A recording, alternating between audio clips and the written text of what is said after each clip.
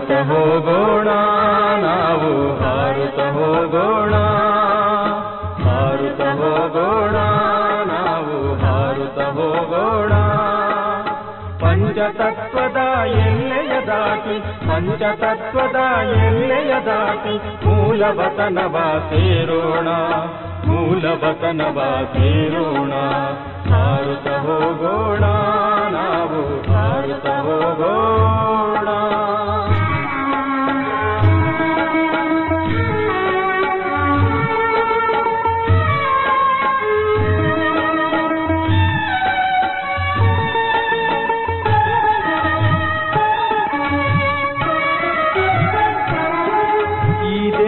ಸ್ಮೃತಿ ಬಿಟ್ಟು ದೇಹದಾರಿಯ ಸ್ಮೃತಿ ಬಿಟ್ಟು, ಈ ದೇಹದ ಸ್ಮೃತಿ ಬಿಟ್ಟು ದೇಹದಾರಿಯ ಸ್ಮೃತಿ ಬಿಟ್ಟು, ಈ ಪತಿತ ಹಳೆಯದಾದ ಪ್ರಪಂಚದ ಸ್ಮೃತಿ ಬಿಟ್ಟು, ಈ ಪತಿತ ಹಳೆಯದಾದ ಪ್ರಪಂಚದ ಸ್ಮೃತಿ ಬಿಟ್ಟು, ದೂರ ದೂರದ ಗಗನವ ದಾಟಿ ಎತ್ತರೆತ್ತರಕ್ಕೆ ಹಾರೋಣ, ದೂರ ದೂರದ ಗಗನವ ದಾಟಿ ಎತ್ತರೆತ್ತರಕ್ಕೆ ಹಾರೋಣ. ಹಾರುತ್ತ ಹೋಗೋಣ ನಾವು ಹಾರುತ್ತ ಹೋಗೋಣ, ಹಾರುತ್ತ ಹೋಗೋಣ ನಾವು ಹಾರುತ್ತ ಹೋಗೋಣ.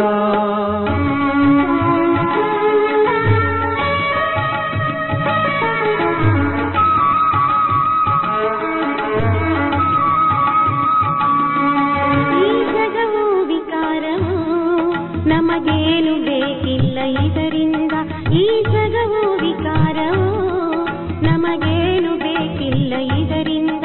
ಆವತನವೇ ನಮಗಿರಲು ನಾವಿರಬೇಕಲ್ಲಿ ಸದಾ, ಆವತನವೇ ನಮಗಿರಲು ನಾವಿರಬೇಕಲ್ಲಿ ಸದಾ. ನಾವು ಜ್ಞಾನದಿಂದ ಕೂಡಿ ಆ ನಗರಕ್ಕೆ ಹೋಗೋಣ, ನಾವು ಜ್ಞಾನದಿಂದ ಕೂಡಿ ಆ ನಗರಕ್ಕೆ ಹೋಗೋಣ, ಆ ನಗರಕ್ಕೆ ಹೋಗೋಣ. ಹಾರುತ್ತ ಹೋಗೋಣ ನಾವು ಹಾರುತ್ತ ಹೋಗೋಣ, ಹಾರುತ್ತ ಹೋಗೋಣ ನಾವು ಹಾರುತ್ತ ಹೋಗೋಣ.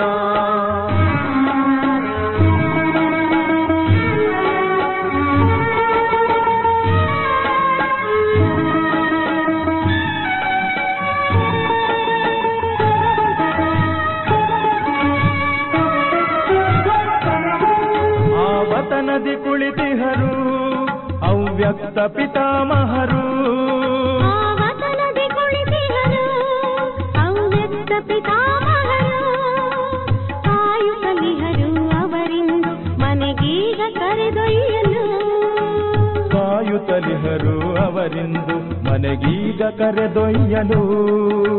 ನಿರಾಕಾರಿಗಳು ಆಗೋಣ ಶಾಂತಿಧಾಮವ ಸೇರೋಣ, ನಿರಾಕಾರಿಗಳು ಆಗೋಣ ಶಾಂತಿಧಾಮವ ಸೇರೋಣ. ಹಾರುತ್ತ ಹೋಗೋಣ ನಾವು ಹಾರುತ್ತ ಹೋಗೋಣ, ಹಾರುತ್ತ ಹೋಗೋಣ ನಾವು ಹಾರುತ್ತ ಹೋಗೋಣ. ಪಂಚತತ್ವದ ಎಲ್ಲೆಯ ದಾಟಿ, ಪಂಚತತ್ವದ ಎಲ್ಲೆಯ ದಾಟಿ ಮೂಲವತನವ ಸೇರೋಣ, ಮೂಲವತನವ ಸೇರೋಣ. ಹಾರುತ್ತ ಹೋಗೋಣ ನಾವು ಹಾರುತ್ತ ಹೋಗೋಣ, ಹಾರುತ್ತ ಹೋಗೋಣ ನಾವು ಹಾರುತ್ತ ಹೋಗೋಣ.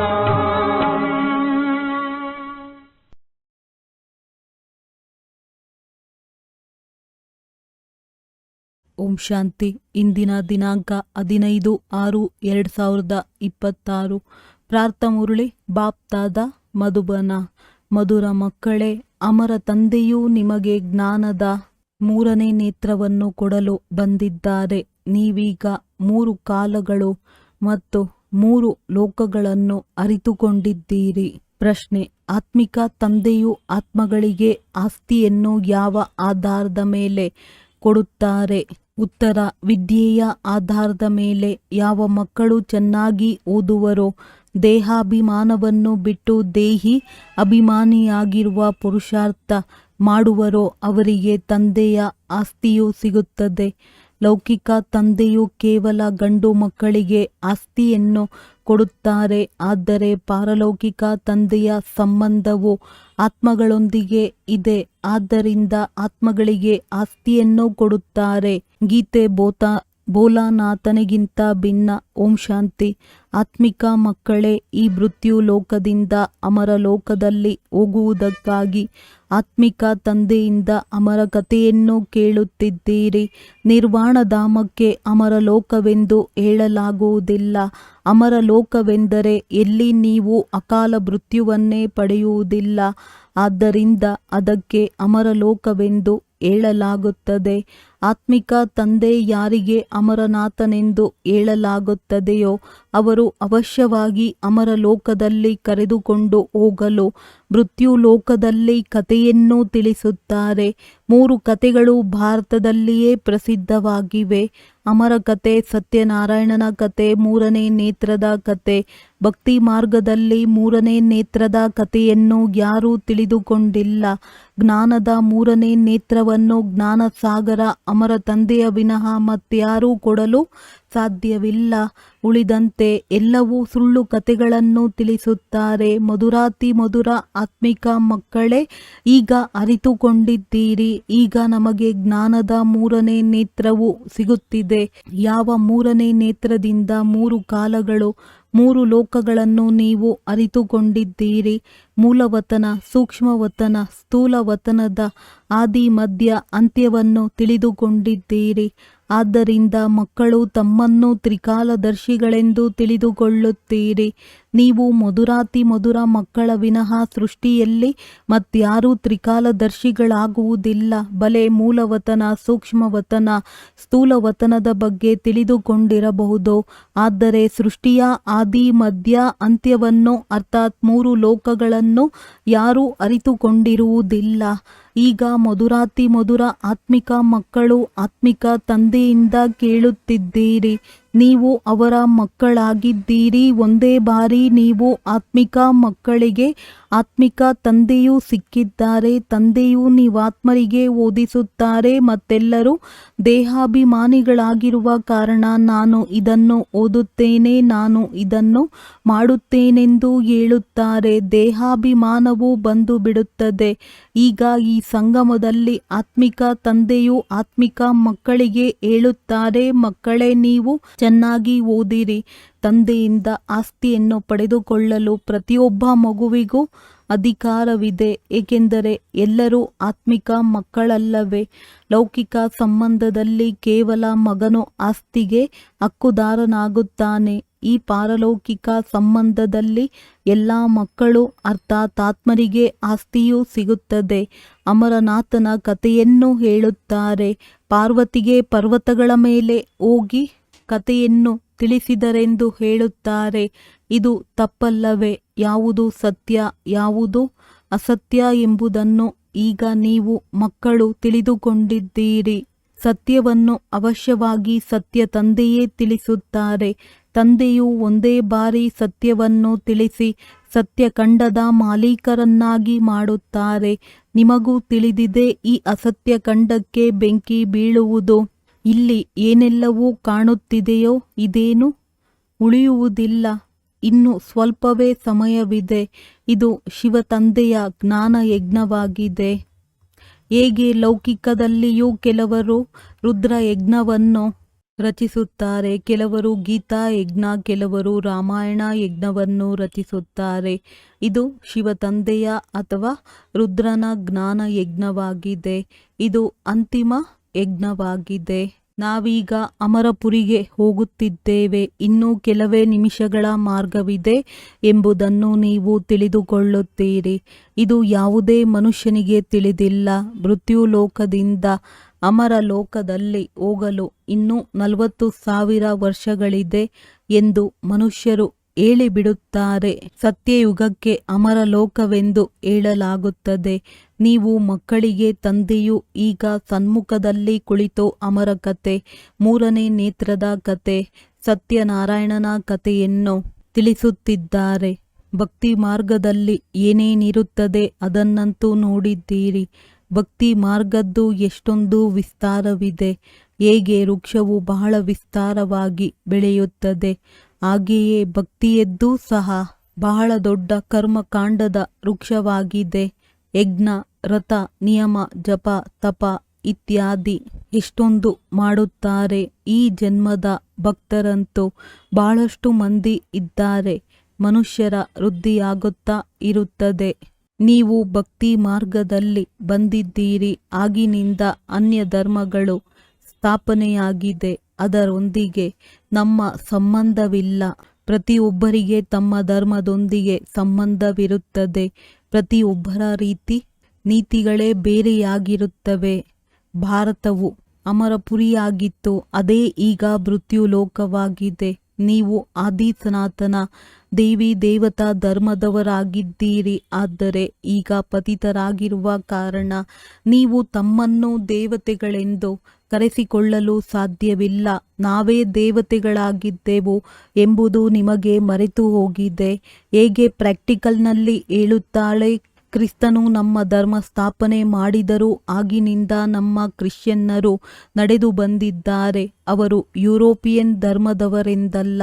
ಹೇಗೆ ನೀವು ಹಿಂದೂಸ್ತಾನದಲ್ಲಿ ಇರುವವರು ಅಥವಾ ಭಾರತದಲ್ಲಿ ಇರುವವರು ದೇವಿ ದೇವತಾ ಧರ್ಮದವರಾಗಿದ್ದೀರಿ. ಆದರೆ ತಮ್ಮನ್ನು ದೇವತೆಗಳೆಂದು ಕರೆಸಿಕೊಳ್ಳಲು ಸಾಧ್ಯವಿಲ್ಲ. ನಾವು ನೀಚರು, ಪಾಪಿಗಳು, ಕಂಗಾಲ, ವಿಕಾರಿಗಳಾಗಿದ್ದೇವೆ ಎಂದು ನೀವು ತಿಳಿದುಕೊಳ್ಳುತ್ತೀರಿ. ಭಕ್ತಿ ಮಾರ್ಗದಲ್ಲಿ ಮನುಷ್ಯರು ದುಃಖಿಯಾದಾಗ ತಂದೆಯನ್ನೇ ಕರೆಯುತ್ತಾರೆ. ಇದನ್ನು ಕೇವಲ ನೀವು ಬ್ರಾಹ್ಮಣ ಮಕ್ಕಳೇ ತಿಳಿದುಕೊಂಡಿದ್ದೀರಿ. ಯಾವ ತಂದೆಯನ್ನು ಕರೆಯುತ್ತಾ ಬಂದೆವೋ ಅವರೇ ನಮಗೆ ಬೇಹದ್ದಿನ ಆಸ್ತಿಯನ್ನು ಕೊಡುವುದಕ್ಕಾಗಿ ಅಮರ ಕಥೆಯನ್ನು ತಿಳಿಸುತ್ತಿದ್ದಾರೆ. ನಾವು ಅಮರಪುರಿಯ ಮಾಲೀಕರಾಗುವವರಿದ್ದೇವೆ. ಅಮರಪುರಿಗೆ ಸ್ವರ್ಗವೆಂದು ಹೇಳಲಾಗುತ್ತದೆ. ನಾವು ಸ್ವರ್ಗವಾಸಿಗಳಾಗಲು ಪುರುಷಾರ್ಥ ಮಾಡುತ್ತಿದ್ದೇವೆಂದು ನೀವು ಹೇಳುತ್ತೀರಿ. ಕಲಿಯುಗದಲ್ಲಿ ಮನುಷ್ಯರು ಸಾವನ್ನಪ್ಪಿದರೆ ಸ್ವರ್ಗವಾಸಿಗಳಾದರೆಂದು ಹೇಳುತ್ತಾರೆ.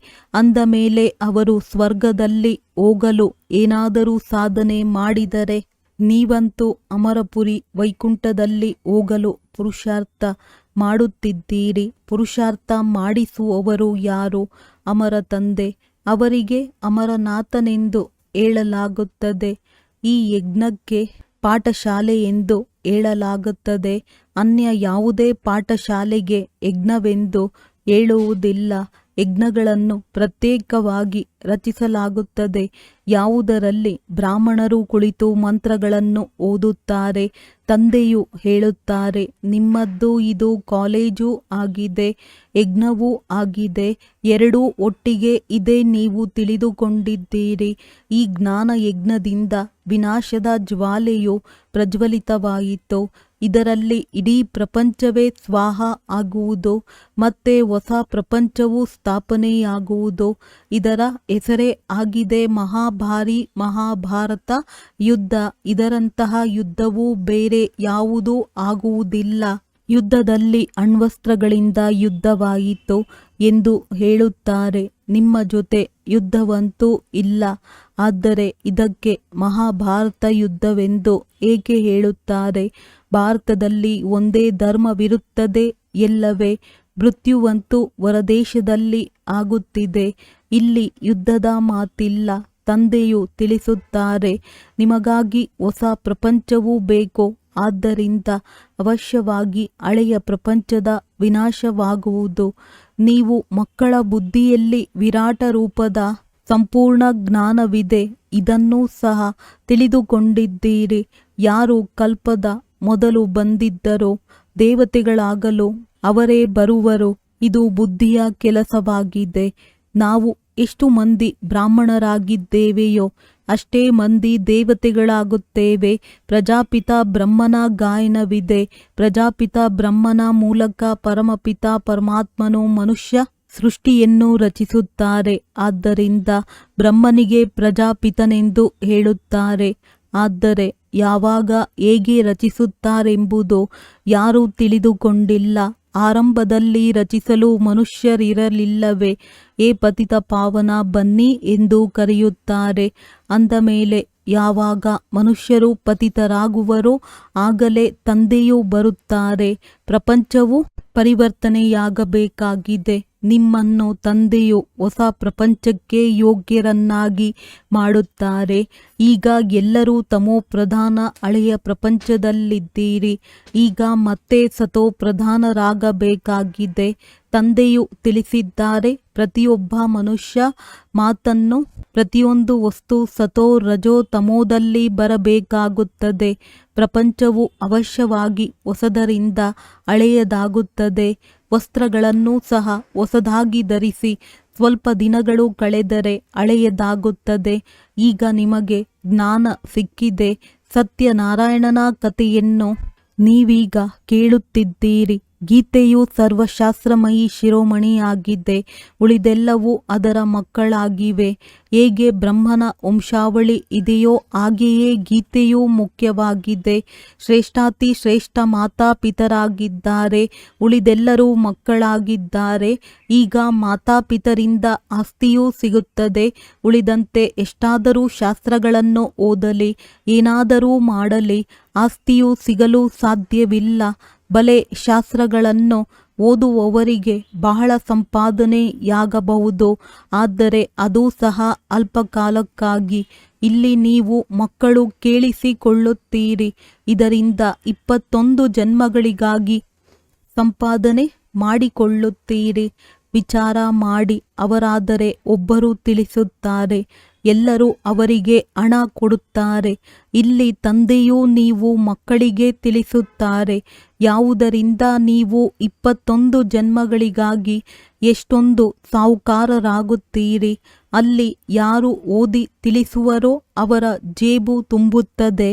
ಭಕ್ತಿ ಇತ್ಯಾದಿಗಳನ್ನು ಮಾಡುವುದು ಪ್ರವೃತ್ತಿ ಮಾರ್ಗದವರ ಕೆಲಸವಾಗಿದೆ. ನೀವು ಪ್ರವೃತ್ತಿ ಮಾರ್ಗದವರಾಗಿದ್ದೀರಿ. ನಿಮಗೆ ತಿಳಿದಿದೆ, ಸ್ವರ್ಗ ಲೋಕದಲ್ಲಿ ನಾವು ಪೂಜ್ಯರಾಗಿದ್ದೆವು. ಇಲ್ಲವೆಂದರೆ 84 ಜನ್ಮಗಳ ಲೆಕ್ಕವು ಎಲ್ಲಿಂದ ಬರುವುದು? ಇದು ಆತ್ಮಿಕ ಜ್ಞಾನವಾಗಿದೆ. ಪರಮಾತ್ಮ ಜ್ಞಾನ ಸಾಗರನಿಂದಲೇ ಇದು ಸಿಗುತ್ತದೆ. ಪತಿತ ಪಾವನ ತಂದೆಯು ಎಲ್ಲರ ಸದ್ಗತಿ ದಾತನಾಗಿದ್ದಾರೆ. ನಾವು ಮಕ್ಕಳಿಗೆ ಅಮರ ಕಥೆಯನ್ನು ತಿಳಿಸುತ್ತಿದ್ದಾರೆ. ಜನ್ಮ ಜನ್ಮಾಂತರದಿಂದ ಅಸತ್ಯ ಕಥೆಗಳನ್ನು ಕೇಳುತ್ತಾ ಬಂದಿದ್ದೀರಿ. ಈಗ ಸತ್ಯ ಕಥೆಯನ್ನು ಕೇಳಿ ನೀವು 16 ಕಲಾ ಸಂಪೂರ್ಣರಾಗುತ್ತೀರಿ. ಚಂದ್ರನಿಗೆ 14 ಕಲಾ ಸಂಪೂರ್ಣನೆಂದು ಹೇಳಲಾಗುತ್ತದೆ. ಸೂರ್ಯನಿಗೆ ಈ ರೀತಿ ಹೇಳುವುದಿಲ್ಲ. ನೀವು ತಿಳಿದುಕೊಂಡಿದ್ದೀರಿ, ನಾವಾತ್ಮರು ಭವಿಷ್ಯದಲ್ಲಿ ಸರ್ವಗುಣ ಸಂಪನ್ನರು 16 ಕಲಾ ಸಂಪೂರ್ಣರಾಗುತ್ತೇವೆ. ಮತ್ತೆ ಅರ್ಧ ಕಲ್ಪದ ನಂತರ ಆತ್ಮದಲ್ಲಿ ತುಕ್ಕು ಬೀಳುತ್ತದೆ. ನೀವೀಗ ತಿಳಿದುಕೊಂಡಿದ್ದೀರಿ. ಈಗ ಪುನಃ ಸರ್ವಗುಣ ಸಂಪನ್ನರು 16 ಕಲಾ ಸಂಪೂರ್ಣರು ಪುನಃ ದೇವತೆಗಳಾಗುತ್ತಿದ್ದೀರಿ. ನಾವಾತ್ಮರು ಮೊದಲು ನಮ್ಮ ಮನೆಗೆ ಹೋಗಿ ನಂತರ ಬಂದು ಶರೀರ ಧಾರಣೆ ಮಾಡಿ ದೇವತೆಗಳಾಗುತ್ತೇವೆ. ಅನಂತರ ಚಂದ್ರವಂಶಿ ಮನೆತನದಲ್ಲಿ ಬರುತ್ತೇವೆ. 84 ಜನ್ಮಗಳ ಲೆಕ್ಕವೂ ಬೇಕಲ್ಲವೇ?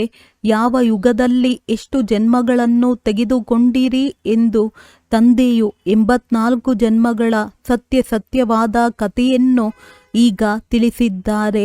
ನೀವು ಮಕ್ಕಳಿಗೆ ಹೇಳುತ್ತಾರೆ, ನೀವು ಭಾರತವಾಸಿಗಳು 84 ಜನ್ಮಗಳನ್ನು ತೆಗೆದುಕೊಳ್ಳುತ್ತೀರಿ. ತಮ್ಮನ್ನು ಮೊದಲನೆಯದಾಗಿ ಬ್ರಾಹ್ಮಣರೆಂದು ತಿಳಿದುಕೊಳ್ಳಬೇಕಾಗಿದೆ. ಮೊಮ್ಮ ಬಾಬಾ ಎಂದು ಹೇಳುತ್ತೀರಲ್ಲವೇ? ಆಸ್ತಿಯನ್ನು ಶಿವ ತಂದೆಯಿಂದ ಬ್ರಹ್ಮರವರ ಮೂಲಕ ತೆಗೆದುಕೊಳ್ಳುತ್ತೀರಿ. ಬ್ರಹ್ಮನೂ ಸಹ ತಂದೆಯವರಾದರು. ಬ್ರಹ್ಮನಿಂದ ಆಸ್ತಿಯು ಸಿಗಲು ಸಾಧ್ಯವಿಲ್ಲ, ಏಕೆಂದರೆ ಅವರು ಸಹೋದರನಾಗಿದ್ದಾರೆ, ಶರೀರಧಾರಿಯಲ್ಲವೇ? ನೀವು ಎಲ್ಲ ಮಕ್ಕಳು ಆಸ್ತಿಯನ್ನು ಅವರಿಂದ ತೆಗೆದುಕೊಳ್ಳುತ್ತೀರಿ, ಈ ಬ್ರಹ್ಮನಿಂದಲ್ಲ. ಯಾರಿಂದ ಆಸ್ತಿಯನ್ನು ಪಡೆಯುವುದಿಲ್ಲವೋ ಅವರನ್ನು ನೆನಪು ಮಾಡಬಾರದು. ಒಬ್ಬ ಶಿವ ತಂದೆಯನ್ನೇ ನೆನಪು ಮಾಡಬೇಕಾಗಿದೆ. ಅವರಿಗೆ ನೀವು ಮಾತಾಪಿತಾ, ನಾವು ನಿಮ್ಮ ಬಾಲಕರೆಂದು ಹೇಳುತ್ತಾರೆ. ನೀವು ಅವರ ಬಳಿ ಬರುತ್ತೀರಿ ಅಂದಾಗ ನಿಮ್ಮ ಬುದ್ಧಿಯಲ್ಲಿದೆ, ನಾವು ಶಿವ ತಂದೆಯ ಬಳಿ ಹೋಗುತ್ತೇವೆ. ಈಗ ಶಿವ ತಂದೆಯನ್ನೇ ನೆನಪು ಮಾಡಬೇಕಾಗಿದೆ. ಆತ್ಮವು ಬಿಂದುವಾಗಿದೆ. ಅದರಲ್ಲಿ 84 ಜನ್ಮಗಳ ಪಾತ್ರವು ನಿಗದಿಯಾಗಿದೆ. ಆತ್ಮವು ಭ್ರುಕುಟಿಯ ಮಧ್ಯದಲ್ಲಿರುತ್ತದೆ. ಆತ್ಮವು 1 ಸೆಕೆಂಡಿನಲ್ಲಿ ಆರುತ್ತದೆ. ನಾನಾತ್ಮನು ಒಂದು ಶರೀರವನ್ನು ಬಿಟ್ಟು ಇನ್ನೊಂದನ್ನು ತೆಗೆದುಕೊಳ್ಳುತ್ತೇನೆ. ಹೋಗಿ ಭ್ರುಕುಟಿಯ ಮಧ್ಯಭಾಗದಲ್ಲಿ ವಿರಾಜಮಾನನಾಗುತ್ತೇನೆ. ನಾನಾತ್ಮನು ಹೀಗಿದ್ದೇನೆಂದು ಬುದ್ಧಿಯಲ್ಲಿ ತಿಳುವಳಿಕೆ ಇದೆ. ಸತ್ಯಯುಗದಲ್ಲಿ ಯಾವುದೇ ಇಂತಹ ವಸ್ತುವನ್ನು ನೋಡುವ ಆಸೆ ಇರುವುದಿಲ್ಲ. ಆತ್ಮವನ್ನು ನೋಡಬಹುದಾಗಿದೆ. ಆದರೆ ದಿವ್ಯ ದೃಷ್ಟಿಯಿಂದ ಯಾರೂ ಈ ಕಣ್ಣುಗಳಿಂದ ನೋಡುವ ಮಾತಿಲ್ಲ. ಭಕ್ತಿ ಮಾರ್ಗದಲ್ಲಿಯೇ ಸಾಕ್ಷಾತ್ಕಾರ ಮಾಡುತ್ತಾರೆ. ಹೇಗೆ ರಾಮಕೃಷ್ಣರ ಶಿಷ್ಯ ವಿವೇಕಾನಂದನಾಗಿದ್ದರು. ಅವರು ತಿಳಿಸಿದ್ದಾರೆ, ನಾನು ಸನ್ಮುಖದಲ್ಲಿ ಕುಳಿತುಕೊಂಡಾಗ ಅವರ ಆತ್ಮವು ಬಂದು ನನ್ನಲ್ಲಿ ಪ್ರವೇಶವಾಯಿತು. ವಾಸ್ತವದಲ್ಲಿ ಈ ಮಾತು ಸಾಧ್ಯವಿಲ್ಲ. ಈ ರೀತಿ ಏನೂ ಆಗುವುದಿಲ್ಲ. ಆತ್ಮವು ಹೇಗೆ ಒಂದು ಶರೀರವನ್ನು ಬಿಟ್ಟು ಇನ್ನೊಂದರಲ್ಲಿ ಪ್ರವೇಶ ಮಾಡುತ್ತದೆ. ಇವೆಲ್ಲ ಮಾತುಗಳನ್ನು ನೀವು ಮಕ್ಕಳಿಗೆ ತಿಳಿಸಲಾಗುತ್ತದೆ. ನೀವೀಗ ತಿಳಿದುಕೊಂಡಿದ್ದೀರಿ. ಅಮರ ಲೋಕದಲ್ಲಿ ಹೋಗುವುದಕ್ಕಾಗಿ ಪುರುಷಾರ್ಥ ಮಾಡುತ್ತಿದ್ದೇವೆ. ನಾವು ಅಮರ ಲೋಕದಲ್ಲಿ ಜನ್ಮ ಪಡೆಯುತ್ತೇವೆ. ಅಲ್ಲಿ ನಾವು ಗರ್ಭ ಮೆಹಲಿನಲ್ಲಿರುತ್ತೇವೆ. ಇಲ್ಲಂತೂ ಗರ್ಭ ಜೈಲಿನಲ್ಲಿ ಬಹಳ ಅಯ್ಯೋ ಅಯ್ಯೋ ಎನ್ನುತ್ತಾರೆ. ಈಗ ಅರ್ಧಕಲ್ಪಕ್ಕಾಗಿ ತಂದೆಯು ನಿಮ್ಮನ್ನು ಎಲ್ಲ ದುಃಖಗಳಿಂದ ಬಿಡಿಸುತ್ತಾರೆ. ಅಂದ ಮೇಲೆ ಎಷ್ಟು ಪ್ರೀತಿಯಿಂದ ತಂದೆಯನ್ನು ನೆನಪು ಮಾಡಬೇಕು. ಒಳ್ಳೆಯದು. ಮಧುರಾತಿ ಮಧುರ ಅಗಲಿ ಹೋಗಿ ಮರಳಿ ಸಿಕ್ಕಿರುವ ಮಕ್ಕಳ ಪ್ರತಿ ಮಾತ್ಪಿತಾ ಬಾಪ್ ದಾದಾರವರ ನೆನಪು, ಪ್ರೀತಿ ಹಾಗೂ ಸುಪ್ರಭಾತ. ಆತ್ಮಿಕ ಮಕ್ಕಳಿಗೆ ಆತ್ಮಿಕ ತಂದೆಯ ನಮಸ್ತೆ. ಧಾರಣೆಗಾಗಿ ಮುಖ್ಯ ಸಾರ: ಸ್ವಯಂವನ್ನು ಆತ್ಮವೆಂದು ತಿಳಿದು ಆತ್ಮಿಕ ತಂದೆಯಿಂದ ವಿದ್ಯೆಯನ್ನು ಓದಿ ಪೂರ್ಣ ಆಸ್ತಿಯನ್ನು ತೆಗೆದುಕೊಳ್ಳಬೇಕಾಗಿದೆ. ಸತ್ಯಖಂಡದ ಮಾಲೀಕರಾಗುವ ಸತ್ಯ ಕಥೆಯನ್ನು ಕೇಳಬೇಕು ಹಾಗೂ ಅನ್ಯರಿಗೂ ಹೇಳಬೇಕಾಗಿದೆ. ಯಾವ ತಂದೆಯಿಂದ ಬೇಹದ್ದಿನ ಆಸ್ತಿಯು ಸಿಗುತ್ತದೆಯೋ ಅವರನ್ನೇ ನೆನಪು ಮಾಡಬೇಕಾಗಿದೆ. ಯಾವುದೇ ದೇಹದಾರಿಯನ್ನಲ್ಲ. ಈ ಹಳೆಯ ಪ್ರಪಂಚಕ್ಕೆ ಬೆಂಕಿ ಬೀಳಲಿದೆ. ಆದ್ದರಿಂದ ಇದನ್ನು ನೋಡಿಯೂ ನೋಡದಂತಿರಬೇಕಾಗಿದೆ. ವರದಾನ: ಶಾಂತಿಯ ಶಕ್ತಿಯ ಮೂಲಕ ತಮ್ಮ ರಿಜಿಸ್ಟರ್ ಅನ್ನು ಸ್ವಚ್ಛವಾಗಿಡುವ ಲೋಕಪ್ರಿಯ ಪ್ರಭು ಪ್ರಿಯ ಭವ. ಹೇಗೆ ವಿಜ್ಞಾನವು ಅಂತಹ ಅನ್ವೇಷಣೆ ಮಾಡಿದೆ. ಏನೆಲ್ಲವನ್ನು ಬರೆಯಲಾಗಿದೆಯೋ ಅದೆಲ್ಲವೂ ಸಮಾಪ್ತಿಯಾಗಿ ಬಿಡುತ್ತದೆ. ಗೊತ್ತೇ ಆಗುವುದಿಲ್ಲ. ಅದೇ ರೀತಿ ತಾವು ಶಾಂತಿಯ ಶಕ್ತಿಯಿಂದ ತಮ್ಮ ರಿಜಿಸ್ಟರನ್ನು ಪ್ರತಿನಿತ್ಯವೂ ಸ್ವಚ್ಛಗೊಳಿಸುತ್ತೀರೆಂದರೆ ಪ್ರಭುಪ್ರಿಯ ಅಥವಾ ದೈವಿ ಲೋಕಪ್ರಿಯರು ಆಗಿಬಿಡುತ್ತೀರಿ. ಸತ್ಯತೆ ಸ್ವಚ್ಛತೆಯನ್ನಂತೂ ಎಲ್ಲರೂ ಇಷ್ಟಪಡುತ್ತಾರೆ. ಆದ್ದರಿಂದ ಒಂದು ದಿನದಲ್ಲಿ ಮಾಡಿರುವ ವ್ಯರ್ಥ ಸಂಕಲ್ಪ ಅಥವಾ ವ್ಯರ್ಥ ಕರ್ಮವನ್ನು ಇನ್ನೊಂದು ದಿನದಲ್ಲಿ ಲೀಕ್ ಆಗದಿರಲಿ. ಕಳೆದು ಹೋದದ್ದನ್ನು ಕಳೆದು ಬಿಂದುವನ್ನಿಡುತ್ತೀರೆಂದರೆ ರಿಜಿಸ್ಟರ್ ಸ್ವಚ್ಛವಾಗಿರುತ್ತದೆ ಹಾಗೂ ತಂದೆಯು ಖುಷಿಯಾಗಿ ಬಿಡುತ್ತಾರೆ. ಸ್ಲೋಗನ್: ವ್ಯರ್ಥ ಸಂಕಲ್ಪ ಮಾಡುವುದು ಅಥವಾ ಅನ್ಯರಲ್ಲಿ ವ್ಯರ್ಥ ಸಂಕಲ್ಪ ನಡೆಸಲು ನಿಮಿತ್ತರಾಗುವುದು ಇದು ಸಹ ಅಪವಿತ್ರತೆಯಾಗಿದೆ. ಅವ್ಯಕ್ತ ಸೂಚನೆಗಳು: ಸದಾ ಹರ್ಷಿತರಾಗಿರಲು ತಮ್ಮ ಸ್ವಭಾವವನ್ನು ಸರಳ ಮಾಡಿಕೊಳ್ಳಿರಿ. ಸಹನಶೀಲರಾಗಿರಿ. ಮನ ವಾಣಿ ಕರ್ಮದಲ್ಲಿ ಸರಳತೆ ಮತ್ತು ಸಹನಶೀಲತೆ ಎರಡು ಅವಶ್ಯಕತೆ ಇದೆ. ಒಂದು ವೇಳೆ ಸರಳತೆ ಇದ್ದರೆ ಸಹನಶೀಲತೆ ಇಲ್ಲವೆಂದರೂ ಶ್ರೇಷ್ಠವಲ್ಲ. ಸರಳತೆಯ ಜೊತೆ ಸಹನಶೀಲತೆ ಇದ್ದರೆ ಶಕ್ತಿ ಸ್ವರೂಪವೆಂದು ಹೇಳಲಾಗುತ್ತದೆ. ಶಕ್ತಿಗಳ ಚಿತ್ರಗಳಲ್ಲಿ ಸರಳತೆ ಮತ್ತು ಸಹನಶೀಲತೆ ಎರಡು ಗುಣಗಳು ಕಾಣಿಸುತ್ತವೆ. ಈಗಿನ ಫಲಿತಾಂಶದಲ್ಲಿ ಎಲ್ಲಿ ಸಹನಶೀಲತೆಯ ಹೆಚ್ಚಿದೆ, ಎಲ್ಲಿ ಸರಳತೆ ಹೆಚ್ಚಿದೆ, ಈಗ ಇವೆರಡನ್ನು ಸಮಾನ ಮಾಡಿರಿ. ಒಳ್ಳೆಯದು. ಓಂ ಶಾಂತಿ.